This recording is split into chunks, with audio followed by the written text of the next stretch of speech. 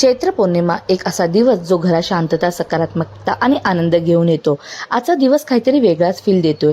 चंद्र जसा पूर्ण तेजाने चमकतो तसं मनही आज लाईट आणि हॅप्पी वाटतं. माझ्या दिवसाची सुरुवात झाली भक्तिभावाने. सकाळी शेगडीचे पूजन केले, घरात सुखसमृद्धी राहावी म्हणून. त्यानंतर तुळशीचे पूजन, पवित्रता आणि आरोग्याचं प्रतीक, आणि उंबरठा पूजन, घरात येणारी प्रत्येक ऊर्जा सकारात्मक असावी अशी छोटीशी प्रयत्न. सकाळपासून अगदी खूप धावपळ होती. त्यातच आपले सण परंपरा जपणे हा माझं कर्तव्य. त्यामध्ये मी उंबरठ्याला छानसे असे हळदीचे लेपन करून घेतले. उंबरठ्यासोबतही छान अशी रांगोळी काढून घेतली आणि छान अशी पूजा करून घेतली. ज्योतिबा आज होती ज्योतिबाची यात्रा. ज्योतिबा म्हणजे आपल्या श्रद्धेचं आणि शक्तीचं प्रतीक. चैत्र पौर्णिमेला कोल्हापूरच्या ज्योतिबा डोंगरावर लाखो भाविक जमतात. चांगभलचा जयघोष करतात आणि सगळीकडे उधळलेला गुलाल, तो माहोलच काही वेगळा असतो. फुल एनर्जी आणि फुल डिवोशन. मीही हा छोटासा प्रयत्न केला. घरच्या ज्योतिबाच्या मूर्तीवर गुलाल उधळलं, गुळखोबरे दाखवले आणि सोबतच आज पुरणपोळीचा नैवेद्य तयार केला. देवांशी शाळा सुरू झाल्यामुळे त्याला सोडणे, तयार करणे अशी ही मॉम लाईफसुद्धा ॲक्टिव्ह ठेवायची होती. अशी छान माझी पूजा करून झाल्यानंतर मी केली स्वयंपाकाची तयारी आणि संध्याकाळी सगळं आवरल्यावर केली उंबरठा पूजन. उंबरठ्यावर कापूर जाळला. उंबरठ्यावर कापूर जाळल्यामुळे घरात एक निगेटिव्हिटी असते ती तिकडे जळून खाक होते. अशी मी छान असा माझा ज्योतिबाची पूजा करून घेतली.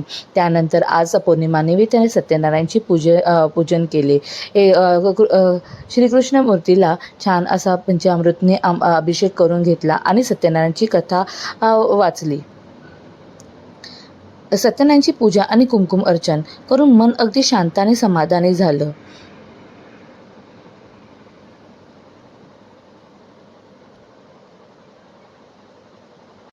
आणि माझी सत्यनारायणची पूजा चालू असताना देवांश कथा आरती पर्यंत देवांश माझ्या अगदी बाजूलाच बसून होता.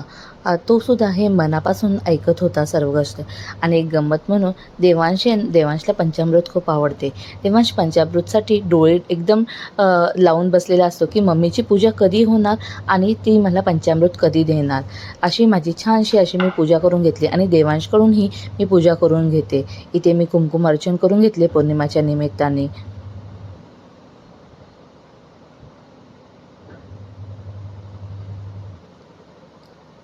कुंकुमार्चन करताना मी महालक्ष्मी स्तोत्राचं पठण केलं. आणि आज चैत्र पौर्णिमेच्या निमित्ताने मी आज पुरणाचे दिवेसुद्धा केले. पुरण म्हणजे गोडवा आणि दिवा म्हणजे प्रकाश, दोन्ही मिळून एकच प्रार्थना. आपल्या आयुष्यात कायम आनंद, समाधान आणि पॉझिटिव्हिटी राहू दे. अशी छान अशी माझी पूजा करून झाली. आरतीही करून झाली आणि बघते तर माझ्या दिव्यामध्ये असे छान असे फूल तयार झाले होते. अगदी मनापासून मी ही सेवा सगळी करत होती. आणि देवांशनेही ज्योतिबाच्या मूर्तीला गुलाल उधळून ज्योतिबाच्या नावाने भलं म्हणत त्यांनी पूजा करून घेतली. नंतर देवाला सुद्धा नैवेद्य दाखवून घेतला. बघताय ना फूल किती छान बनली होते.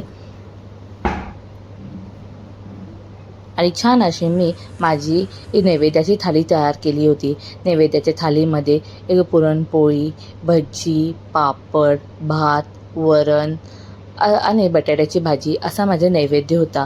अगदी असा हा माझा चैत्र पौर्णिमाचा दिवस होता. छोट्या छोट्या गोष्टीमध्ये आनंद शोधणारा, भक्ती, कुटुंब आणि पॉझिटिव्हने भरलेला. कधी कधी असं वाटतं सण म्हणजे फक्त परंपरा नाही तर मनाला पुन्हा एक रिफ्रेश करणारे मुवमेंट्स असतात. असा होता माझा चैत्र पौर्णिमेचा अगदी सकारात्मक ऊर्जा देणारा दिवस.